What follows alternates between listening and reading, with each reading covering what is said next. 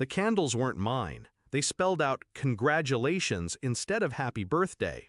My brother stood on the chair, arms raised like a champion, while my parents clapped and cheered.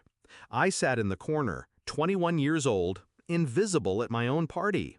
When I asked where my cake was, Mom snapped, "You're just jealous of your perfect brother." The word jealous echoed in my skull. Then Dad pointed to the door. "Get out. Don't ruin his night."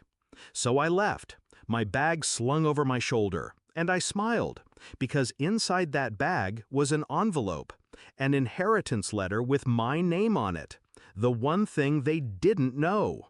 It hadn't always been like this. When we were kids, I thought we were equals. My brother and I built forts in the yard, raced bikes down cracked pavement. We used to laugh together. But the cracks showed early. He scored 1A, they threw a barbecue. I scored straight A's, they told me, that's what's expected. By high school, I was the ghost. He was the golden boy. Every dollar, every ounce of pride funneled to him. My achievements? Forgotten. My milestones? Ignored. And every time I tried to speak, the same phrase kept me down. Stop being jealous. But I wasn't jealous. I was awake. The inheritance letter came 3 months before my birthday.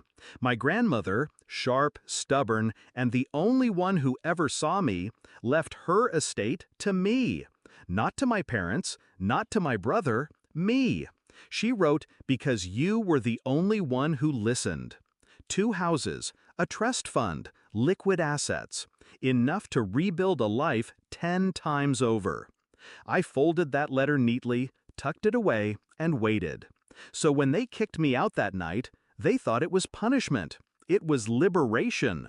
I checked into a hotel, used my grandmother's lawyer the next morning, and signed documents that shifted everything under my name. The beach house? Mine. The savings accounts? Mine.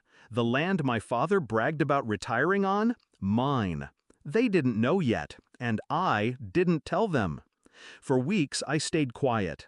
I watched from a distance as my brother flaunted his new promotion. My parents basked in his glow. They posted photos online, captions dripping with pride. I let them celebrate, because storms hit harder when skies look clear. Then the bills started arriving. Property taxes, maintenance fees, invoices tied to assets they assumed were theirs. My signature was on everything now. Their calls came fast.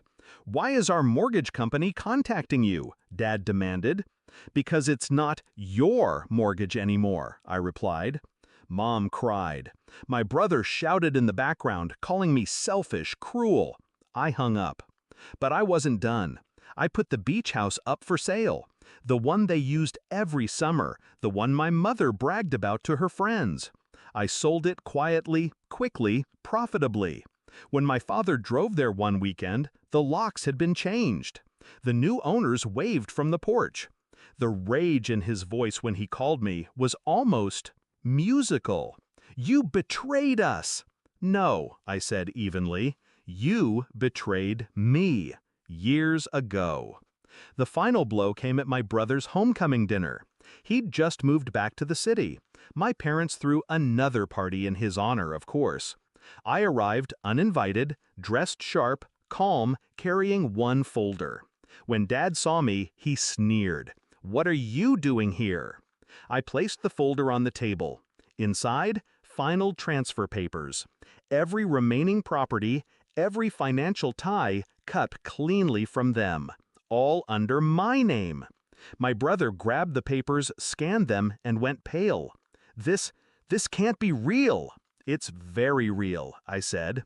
"Grandma chose me. You were too busy being perfect to notice her." Mom reached for me, trembling. "Please don't do this." I looked her in the eye. "You already did." And I walked out. That was a year ago. Now I sit on the balcony of my own home, city lights flickering below, my grandmother's photo on the table beside me. My parents sold their car to cover debts. My brother's perfect life cracked under loans and failed investments. They built their empire on favoritism. I built mine on patience. And when the moment came, I didn't need to scream, didn't need to fight. All I needed was a letter in my bag and the strength to walk away. They called me jealous, but jealousy is wanting what someone else has. I never wanted his spotlight. I wanted justice, and I got it.